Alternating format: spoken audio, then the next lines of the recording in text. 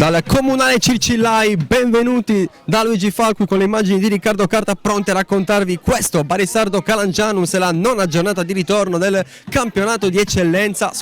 A quel punto potrebbero giocarsela anche contro la Tarros domenica per superarli in classifica, sfida che è iniziata agli ordini del direttore di gara con il primo possesso palla proprio del Calangianus.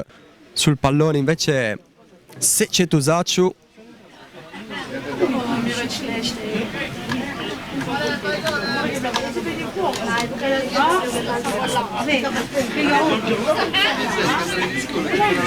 Vediamo se Tusaciu la tocca per Seci. Finta Tusaciu morbido, ottima idea questa per Puzzu che sblocca la partita e avanti il Calangianus 1-0, ha segnato Puzzu. Schema sul calcio di punizione, è riuscito perfettamente. Palla debole però, ma poi il regalo a Vitetta che vorrebbe andare del soldato, si complica la vita e perde il pallone. Arcaro da Mastro Pietro, il pallone passa, esce Forzati, Mastro Pietro col pallonetto fuori misura, aveva sbagliato i tempi Forzati, si è ritrovato nel nulla. Sarebbe importante per il Barisardo trovare il gol prima dell'intervallo, anche psicologicamente. Infatti va a Frederick, la palla si abbassa con i tempi giusti ma è larga.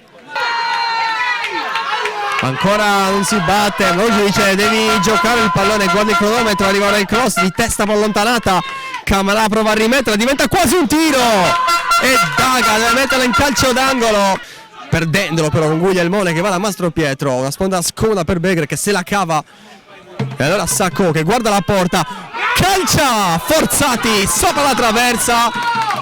Occhi saltatori, il cross sul secondo palo molto lungo, c'è Sacco a terra, non c'è da alzarsi, il controcross Sara allontana, arriva poi Frederick al volo sul fondo, Arcaro, su Mastro Pietro, scavetto per lui, il controllo, prova ad andare sul sinistro, sbarrato, Begre, troppo col piattone, non è riuscito a inquadrare la porta.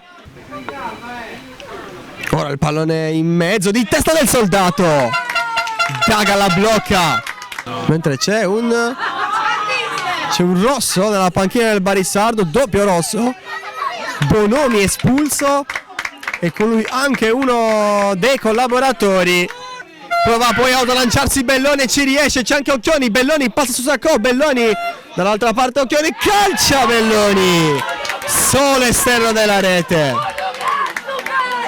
La chance del 2-0 che non è arrivato, ma è anche l'ultima emozione di questa partita. Al Circillai fa festa il Calangianus, 3 punti pesantissimi nella lotta a salvezza in vista anche dello scontro diretto con la Tarros di questo weekend.